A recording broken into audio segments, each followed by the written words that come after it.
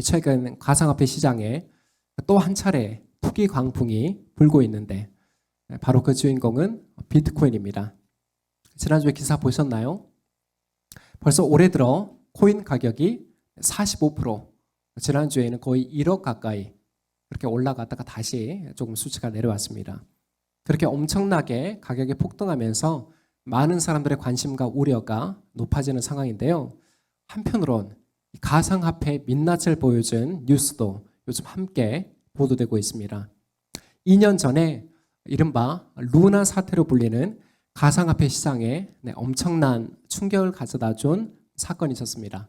한때 그 가상화폐 국내 거래소, 해외 거래소 이렇게 있거든요. 국내 거래소에서 시총 4위를 차지하며 개당 10만 원에 달하던 코인 가격이 한순간에 1원도 되지 않는 마이너스 99.9%까지 대폭 나간 사건이었습니다. 이 폭락 사태로 발생한 전 세계 피해 규모만 무려 50조 원이 넘는 것으로 추정됩니다. 어쨌든 이 코인을 개발한 대표 권도영 씨는 현재 구속 상태로 재판 중에 있는데요. 핵심이 뭐냐면 그가 자신이 개발한 그 코인의 폭락 가능성을, 결함이 있다는 사실을 미리 알고 있음에도 투자자들에게 그 위험성을 알리지 않았던 것입니다. 결국 뉴욕 검찰은 그에게 증권 사기, 시세 조작 등 8개 혐의를 적용해서 지금 기소한 상태이죠. 현재 국내뿐 아니라 미국 등 전 세계의 피해자가 있는 상황이라서 만약 그가 미국 법정에 서게 된다면 이 정도면 형량을 얼마나 받을 것 같나요? 참고로 미국은 개별 범죄마다 형을 매겨서 합산하기 때문에 이런 대형 경제사범은 충분히 100년형도 가능해요. 그래서 국내 피해자들은 그를 한국 법정이 아니라 미국 법정에 세워서 다시는 이런 피해가 발생하지 않는 일벌백계를 지금 요청하고 있는 상황입니다. 오늘 사도행전 강의 9번째 시간에도 작정하고 사람들을 속인 한 부부가 등장하는데 이들이 누굽니까? 아나니아와 삽비라 부부입니다. 아시는 대로 이들은 사도들을 속인 그 징계로 어떻습니까? 즉각적인 죽음이라는 엄벌을 받게 돼요. 이런 무서운 징계 때문에 오늘 본문을 대하는 여러분이나 그리고 저와 같은 설교자는 한편으론 큰 당혹감을 느끼게 됩니다. 하지만 그럼에도 하나님께서 이렇게 엄중한 개입을 하신 이유는 그만큼 교회의 순수성을 지키는 일이 매우 중요함을 우리에게 말씀하는 겁니다. 오늘 말씀을 통해서 교회가 끊임없이 경계해야 될 위선의 모습을 돌아보며 오직 하나님을 경외하는 신앙으로 나아가기를 주님의 이름으로 축복합니다. 성령을 속인 사람들, 첫째는 위선에 덫입니다. 1절에서 2절 말씀 함께 읽겠습니다. 시작. 그런데 아나니아라는 사람이 그의 아내 삽비라와 함께 소유를 팔아서 그 값에 얼마를 따로 떼어놓았는데 그의 아내도 이것을 알고 있었다. 그는 떼어놓고 난 나머지를 가져다가 사도들의 발 앞에 놓았다. 아멘. 오늘 벌어진 사건을 우리가 심층적으로 이해하기 위해서는 잠시 전단락을 살펴볼 필요가 있습니다. 우리 사도행전 4장 36절에서 37절 말씀 함께 읽겠습니다. 시작. 키프로스 태생이요 레위 사람이요 사도들에게서 바나바 곧 위로의 아들이라는 뜻의 별명을 받은 요셉이 자기가 가지고 있는 밭을 팔아서 그 돈을 가져다가 사도들의 발 앞에 놓았다. 아멘. 기억나시죠? 누가는 지난 본문에서 자신의 소유를 팔아 공동체의 필요를 채웠던 예루살렘 교회의 모습을 조명했고 그중 한 인물이 바로 요셉이었죠. 바나바 곧 위로의 아들이라는 그 별명이 말해주듯 그는 교회 안에 궁핍한 사람들을 위해서 자신의 밭을 판 돈을 사도들 앞에 가져왔습니다. 어떻습니까? 분명 이런 결단은 아무나 할 수 있는 게 아닙니다. 알다시피 우리 주변에 있는 인색한 부자들을 보면 남보다 소유가 넉넉하다고 해서 이렇게 할 수 있는 성격이 아닌 것이죠. 바나바의 헌신은 바나나가 아니에요.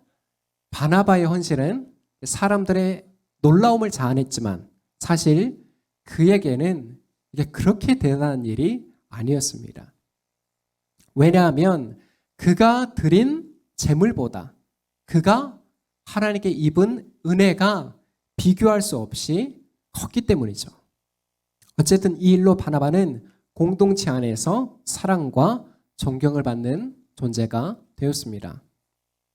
반면 이렇게 일부 사람들에게 쏟아지는 칭찬과 인정을 지켜보며 다른 목적으로 자신들의 땅을 판 사람들이 있었는데 그게 누구예요? 오늘의 불행한 주인공인 아나니아와 삽비라 부부입니다. 그들도 바나바처럼 소유를 팔았지만 분명한 차이점은 땅을 판 값을 온전히 들이지 않고 어떻게 했습니까? 그중 일부만을 사도들 앞에 가져온 것이죠. 결국 이런 행동을 통해서 드러난 그들의 동기가 뭡니까? 이들 부부의 중심이 하나님과 교회를 향한 순수한 헌신이 아니라 뭐에 있다는 거예요? 사람들의 칭송을 받기 위한 명예욕이 있었다는 것입니다. 아마 그들은 이렇게 생각했겠죠. 비록 전부는 아니지만 뭐 이 정도면 적은 금액도 아니니 사람들의 이목을 끌기에 충분할 거야. 이처럼 아나니아 삽비라 부부는 처음부터 그 동기와 목적이 거짓과 위선으로 출발했기에 결국 사탄의 하수인으로 전락할 수밖에 없었던 것이죠. 프랑스에서 가장 유명한 연극 중 하나인 타르티프라는 작품이 있습니다. 줄거리는 대략 이런 내용인데요. 어느 날 프랑스의 프랑스의 귀족 오르공은 가난한 성직자 타르티프를 자신의 집에 데려옵니다. 그는 타르티프를 성자처럼 추종했기 때문에 이후의 집안은 이 타르티프를 중심으로 돌아가게 돼요. 하지만 타르티프는 그 오르공의 집에 얹혀 사는 동안 그의 재산과 그의 딸을 노리고 심지어는 그의 아내까지 유혹하는 등 온갖 악행을 저지릅니다. 결국에는 이 오르공의 가족들을 통해서 자녀들을 통해서 그의 두 얼굴이 공개되고 집에서 쫓겨나는 신세가 되게 되는데요. 작가는 이 작품을 통해 타르티프를 모든 시대에 존재하는 위선자의 상징으로 그리고 있고 실제로 프랑스에서 이 타르티프는 위선자라는 뜻의 일반 명사로 사용되고 있습니다. 요즘 우리 사회에서도 이런 위선적인 행동이 갈수록 대범해지고 있죠. 앞서 살펴봤던 권도영 씨도 그렇고 또 작년에는 어떤 우픈 사건이 있었습니까? 전총조라는 20대 사기 전과자가 자신을 재벌 3세 혼외자로 속이고 전직 국가대표 선수에게 접근해서 수십억대 투자 사기를 벌였습니다.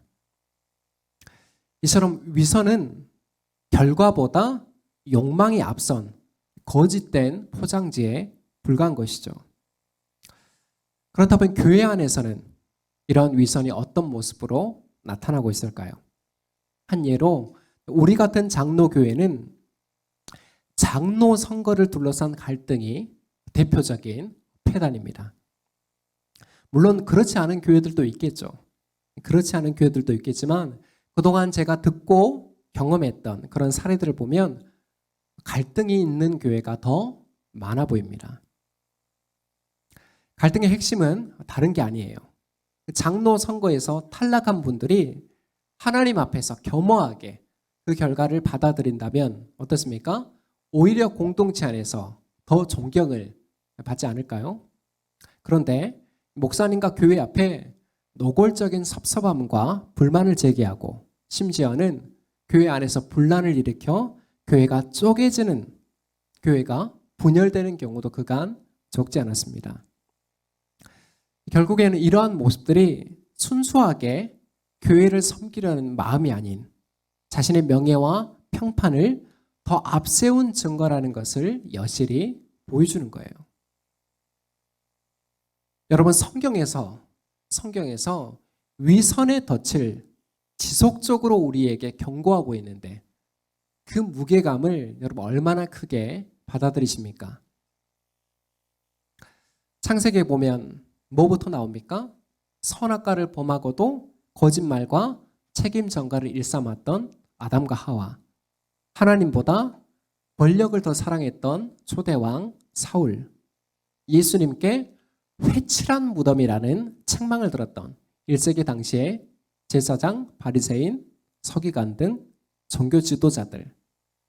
이처럼 위선은 자기 기만, 자기 변호, 자기 합리화 등 헛된 확신이라는 가면으로 우리 얼굴에 드러납니다.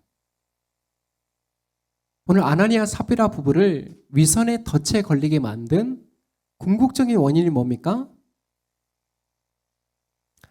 십자가를 통과한 그 변화와 희생의 대가를 치르지 않고 스스로 높아질 수 있다고 믿었던 빗나간 욕망 때문입니다. 우리 예수님이 뭐라고 말씀하셨습니까? 좋은 땅은 때가 되면 자연스레 풍성한 열매를 맺는다고 말했습니다. 그러나 이들은 속빈 강정으로도 성공한 농사라고 박수받고 칭찬 듣기를 기대했던 것이죠. 사랑하는 성도 여러분, 우리 믿음의 여정에 이런 위선의 덫이 늘 도사리고 있다는 사실을 경계하며 오늘도 우리의 동기를 살피며 성령께 이끌리는 그런 복된 삶으로 나아가시기를 축복합니다. 성령을 속인 사람들 둘째는 베드로의 책망입니다. 우리 3절에서 4절 말씀 함께 읽도록 하겠습니다. 시작. 그때 베드로가 이렇게 말하였다. 아나니아는 들으시오. 어찌하여 그대의 마음이 사탄에게 올려서 그대가 성령을 속이고 땅값의 얼마를 몰래 떼어놓았소. 그 땅은 팔리기 전에도 그대의 것이 아니었소. 또 팔린 뒤에도 그대 마음대로 할 수 있었던 것이 아니었소. 그런데 어찌하여 이런 일을 할 마음을 먹었소. 그대는 사람을 속인 것이 아니라 하나님을 속인 것이요. 아멘. 이어서 아나니아에 대한 베드로의 반응이 나오는데 그 모습이 어떻습니까? 매우 격렬하게 책망을 하는데 그 이유는 아나니아의 행위가 사탄에게 홀린 것이며 동시에 성령을 속인 일이기 때문이었습니다.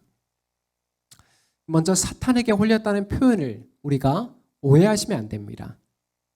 사탄이 강제로 그를 장악한 게 아니라 사탄이 강제로 그의 어떠한 판단을 내리지 못하도록 그의 인격을 완전히 사로잡은 것이 아니라 먼저 아나니아가 위선적인 행위를 선택함으로 결국 사탄에게 주도권을 내어줬다는 의미인 것입니다.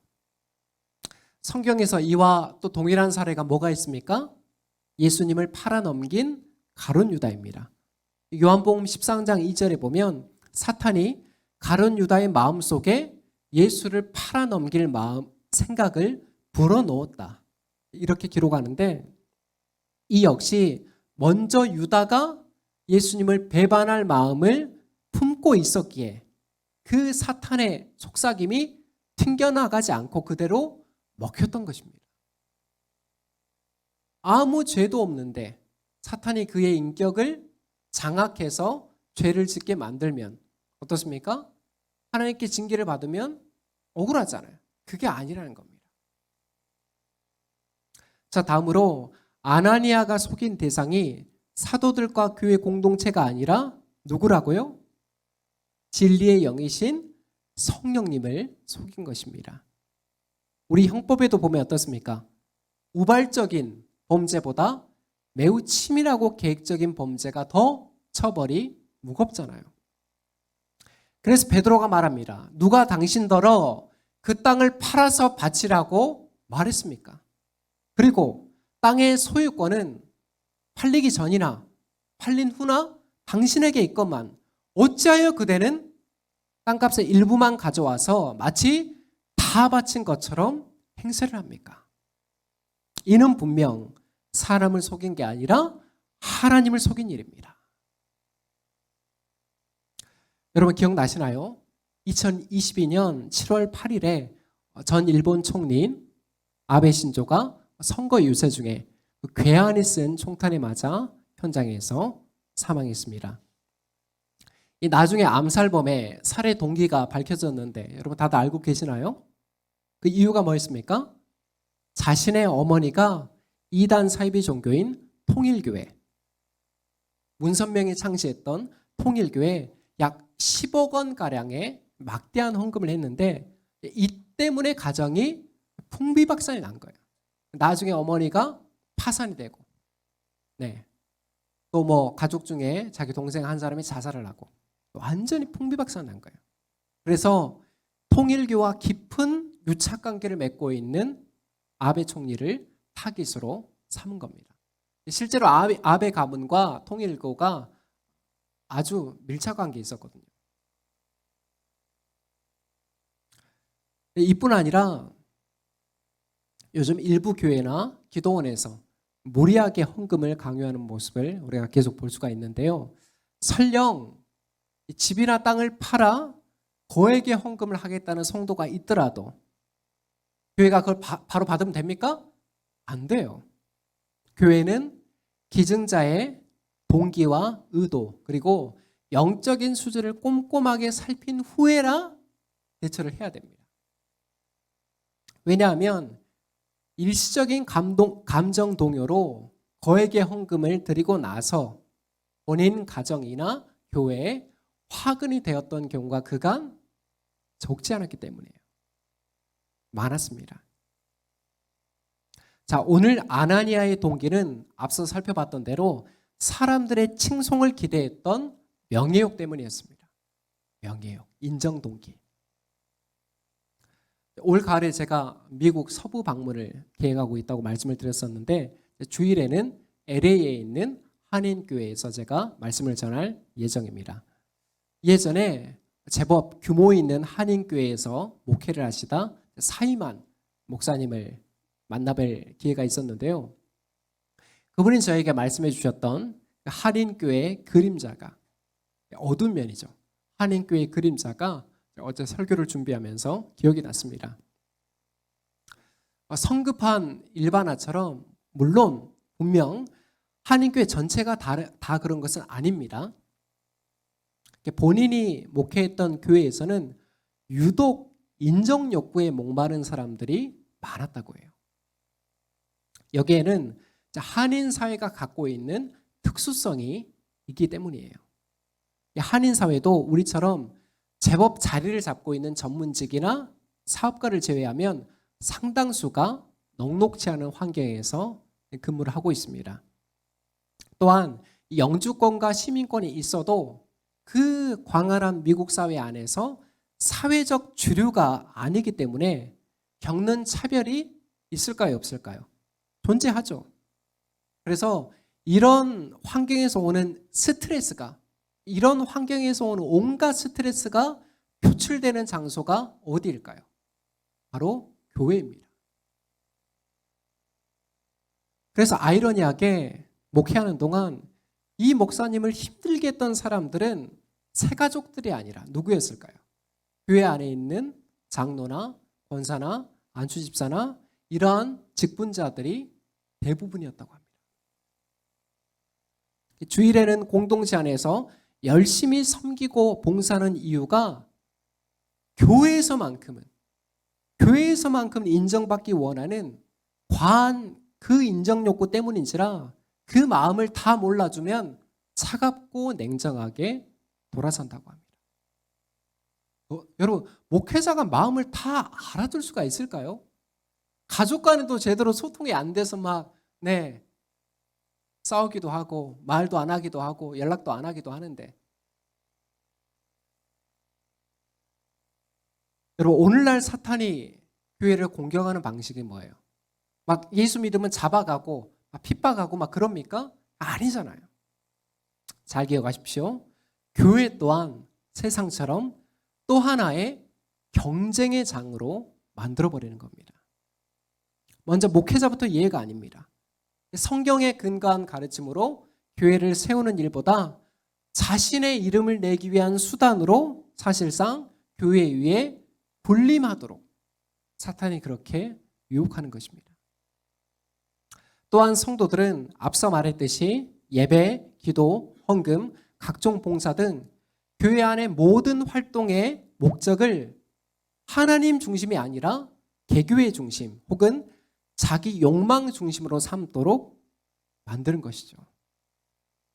그래서 이런 교회들은 규모와 세력을 갖춰 나갈수록 오히려 하나님 나라의 큰 장애물로 작용하는 거예요. 하나님 나라의 발전을 위한 교회가 아니라 하나님 나라의 장애물로 작용하는 교회가 된다는 것입니다. 제가 굳이 특정 교회를 언급하지 않더라도 언론에 자주 오르내리는 그런 교회들 있죠. 네, 부동산 이렇게 개발하는데 거기에 교회 알받고 성도들 동원해서 막 소화기 뿌리고 불법적으로 점거하면서 농성하는 그런 교회들. 그런 모습을 보면서 우리는 사탄의 전략이 지금도 유효하며 성령님과 하나님을 속이는 일은 우리와 가장 가까이 있다는 사실을 우리가 심각하게 깨달아야 되는 것입니다. 사탄의 유혹이 멀리 있지 않아요, 여러분. 가까이에 있습니다. 적은 가까이에 있는 거예요.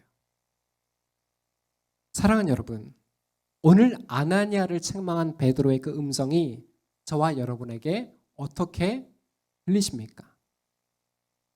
기독교 신앙에서 열심과 행위는 중요하지만 사실 그러한 요소는 다른 종교에도 있고 어쩌면 그들이 우리보다 더 앞설 수도 있습니다. 절에 가보세요. 수십 배, 수백 배 불공 들으면서 그 절하고 하잖아요. 행위는 그들이 더 앞설 수 있어요. 갈라디아서 6장 7절 말씀에서 바울이 이렇게 말합니다. 들어보십시오. 자기를 속이지 마십시오. 하나님은 조롱을 받으실 분이 아니십니다. 사람은 무엇을 심든지 심는 대로 거둘 것입니다. 비록 지금 우리 손에 거창한 게 들려있지 않더라도 괜찮습니다. 작고 사소한 일부터 하나님을 향한 진실함으로 나아가시기를 권면드립니다. 그리고 말씀을 통한 자기 성찰. 오늘날 말씀을 대하는 자세가 좀 위험한 부분이 뭐냐면 성경 말씀도 자기 확신을 강화하는 확증 편향으로 사용된다는 것입니다. 말씀을 통해서 우리가 훈련해야 될 영역이 뭡니까? 말씀을 통해 나를 비추는 거예요. 하나님 말씀을 거울로 삼아 나를 비추는 것입니다. 그 말씀을 통한 자기 성찰과 기도로서 욕망을 비워내는 그 기도로서 이런 몸부림치는 신앙만이 우리가 스스로 속지 않고 또한 하나님도 속이지 않는 실제적인 영성임을 기억하시기 바랍니다. 바라기는 이 치열한 훈련을 통해서 인정과 명예의 그 우상에 붙들린 인정과 명예라는 그 우상에 붙들린 세상 속에 거룩한 균열을 내는 우리 공동체가 되기를 소망합니다. 성령을 속인 사람들 마지막은 크고 두려운 반응입니다. 우리 5절에서 11절 말씀 함께 읽겠습니다. 시작. 아나니아는 이 말을 듣고 그 자리에서 쓰러져서 숨졌다. 이 소문을 듣는 사람은 모두 크게 두려워하였다. 젊은이들이 일어나 그 시체를 싸고 메고 나가서 장사를 지냈다. 3시간쯤 지나서 아나니아의 아내가 그동안에 일어난 일을 알지 못하고 들어왔다. 베드로가 그 여자에게 물었다. 그대들이 판 땅값이 이것뿐이요? 어디 말해보시오. 그 여자가 대답하였다. 예, 그것뿐입니다. 베드로가 그 여자에게 말하였다. 왜 그대들 내외는 서로 공모해서 주님의 영을 시험하려고 하였소? 보시오. 그대의 남편을 묻은 사람들의 발이 망문에 다다랐으니 그들이 또 그대를 메고 나갈 것이요. 그러자 그 여자는 그 자리에서 베드로의 발 앞에 쓰러져서 숨졌다. 젊은이들이 들어와서 그 여자가 죽은 것을 보고서 메어다가 그 남편 곁에 묻었다. 온 교회와 이 사건을 들은 사람들은 모두 크게 두려워하였다. 아멘. 마지막으로 살펴볼 대목은 하나님의 징계에 대한 교회의 반응입니다. 5절에 보면 베드로의 책망을 들은 아나니아가 즉시 그 자리에서 쓰러져 숨졌습니다. 이웃과 젊은 사람들이 그 시체를 메고 나가서 장사를 지냈는데 3시간쯤 지나서 누가 찾아왔습니까? 아나니아의 아내? 네, 삽비라고 왔는데 그녀는 아직 남편의 죽음을 알지 못한 상태입니다.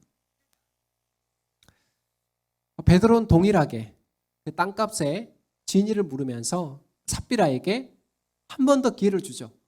한 번 더 기회를 주지만 그녀는 뻔뻔하게 네, 그 돈이 땅값의 전부입니다 라고 거짓을 고합니다. 그러자 베드로가 다시 한번 호통을 치며 삽비라의 운명을 고하죠. 왜 당신들 내외는 서로 공모하여 주님의 영을 시험하려고 합니까? 그대의 남편을 묻고 돌아온 사람들이 또 그대를 메고 나갈 것이요.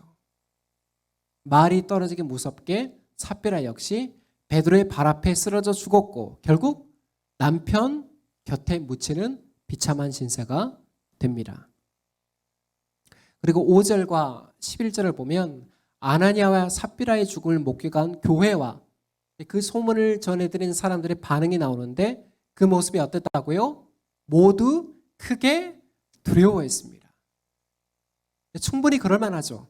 왜냐하면 교회 안에서 발생한 이런 즉각적인 징계, 이런 즉각적인 징계는 사도행전 안에서 오늘 본문이 유일합니다. 그래서 어떤 분들은 오늘 사건을 보면서 이런 생각이 들 수도 있습니다. 아니 그래도 너무한 거 아닌가요? 사랑의 하나님께서 거짓말 한번 했다고 이렇게 즉각적인 징계를 내리시면 어디 무서워서 신앙생활을 하겠습니까? 다른 분들은 어떠세요? 정말 하나님의 징계가 너무 가혹하다고 생각하시나요? 구약성경 여호수아 7장을 보면 오늘 본문과 비슷한 사건이 나오는데 바로 아간의 범죄입니다.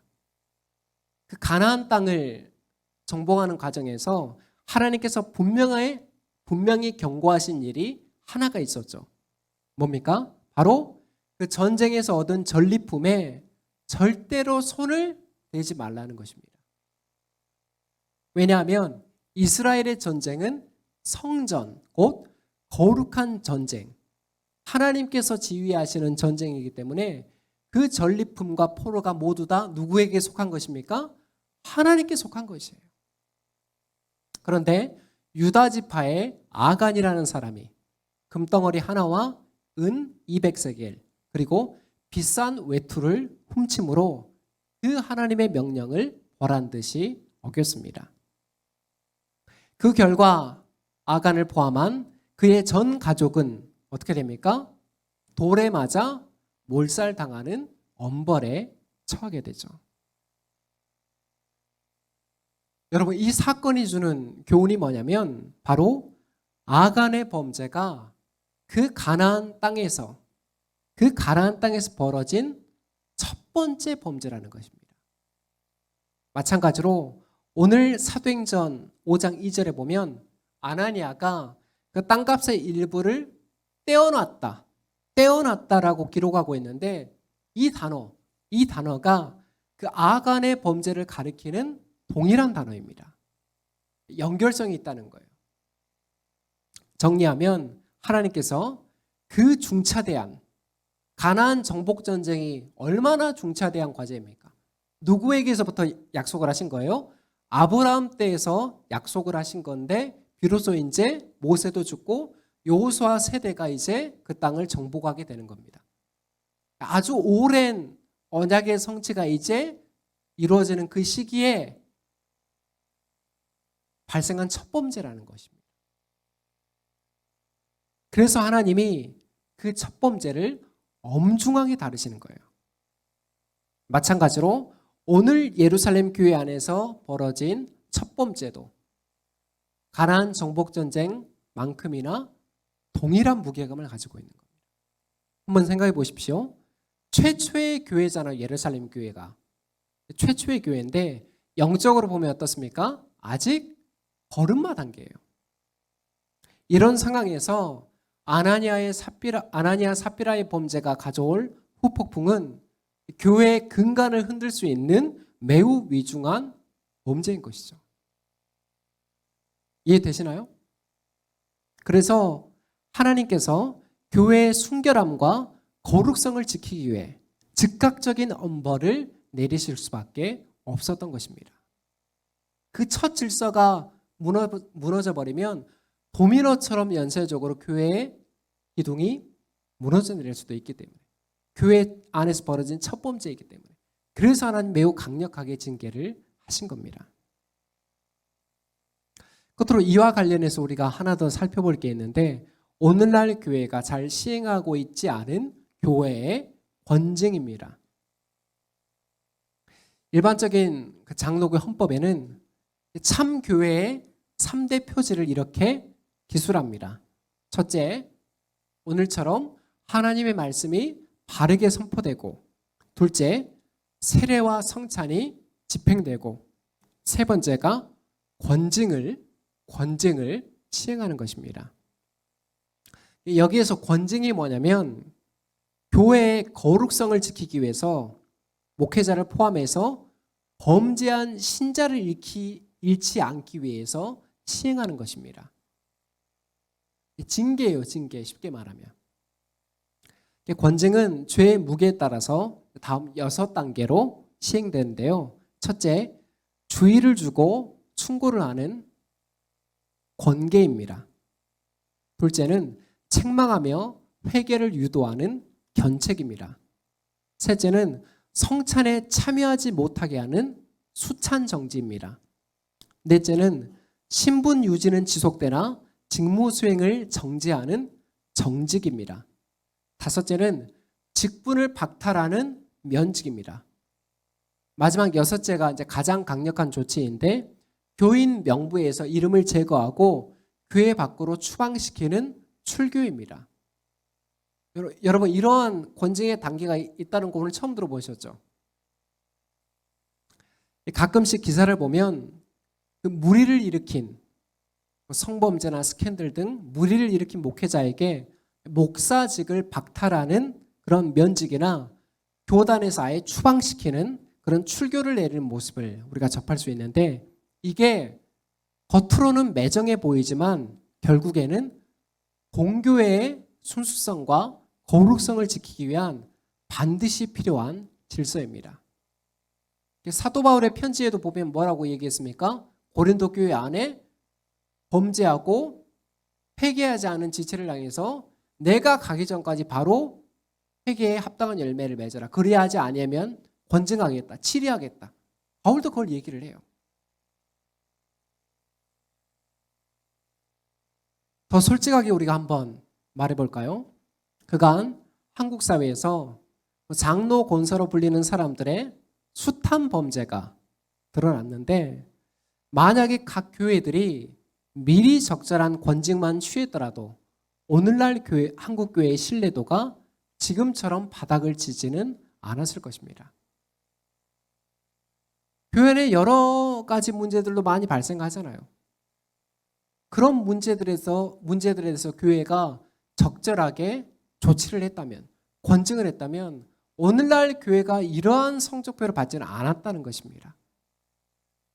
저도 예전에 알고 있는 어떤 교회는 막 목사님에게 쌍욕을 하면서 막 대드는 거예요. 그래서 목사님이 이거는 장로님, 이건 권징하겠습니다. 이건 노예 제가 보고해서 엄격하게 권징하겠습니다. 그 장로님이 어떻게 하는지 아세요? 교회 옮겨버렸어요. 근데 권징하지 않고 그런 사람을 그대로 교회에 두면 어떻게 됩니까? 교회의 질서가 무너지는 거예요. 교회의 권위가 추락하는 겁니다. 미꾸라지 한 마리가 온 물을 진흙탕으로 만들듯이 하나님이 교회의 순수성과 거룩성을 지키기 위해서 권징이라는 제도를 이렇게 허락해 주셨는데 오늘날 교회가 너무나 성도들의 눈치를 보고 또 사람들을 의식해서 이 바른 교회의 참표지를 사용하지를 않았던 것입니다. 물론 그렇다고 해서 막 작은 죄를 막 일부러 크게 징계하고 막 그럴 필요는 없겠죠. 하지만 교회와 성도들이, 목회자를 포함해서 교회와 성도들이 교회 안에 이러한 바른 교회 표지가, 권리가 있다는 것을 인지하며 신앙생활을 해야 되는 것입니다. 어쨌든 오늘 아나니아와 삽비라 사건을 통해서 예루살렘 교회는 다시 순수성을 회복하는 계기가 되었습니다. 여러분 잊지 마십시오. 교회를 향한 하나님의 기대는 자기 욕망에 충실한 사람들로 이 예배당이 가득 차는 게 아니라 우리가 일상에서 하나님의 사랑과 정의를 구현할 제자들로 살아가는 것입니다. 저와 여러분이 이 어두운 시대를 비출 그런 주님의 빛된 교회로 서기를 간절히 소망합니다. 말씀을 맺습니다. 오늘은 사도행전 강의 9번째 시간으로 성령을 속인 사람들이라는 제목으로 말씀의 교훈을 받았습니다. 오늘 설교가 위로와 도전을 주는 그런 말씀이 아니기 때문에 아마도 평소보다 더 큰 무게감으로 다가왔을 것입니다. 하지만 몸에 좋은 약이 입에는 쓰듯 우리 그리스도인에게는 어떤 자세가 요청됩니까? 하나님의 말씀을 편식하지 않고 기록된 그대로 청종하는, 듣고 순종하는 그런 믿음이 요청되는 것입니다. 오늘 주신 말씀을 영적 현미경 삼아 한 주간 우리 안에 침투한 세속의 바이러스를 점검하는 그러한 복된 시간으로 삼기를 권면드립니다. 더불어서 우리 각자가 우리 한 사람 한 사람이 주님의 거룩한 성전임을 기억하며 다시 한번 순전한 믿음으로 나아가기를 예수 그리스도 이름으로 축원합니다. 기도하겠습니다.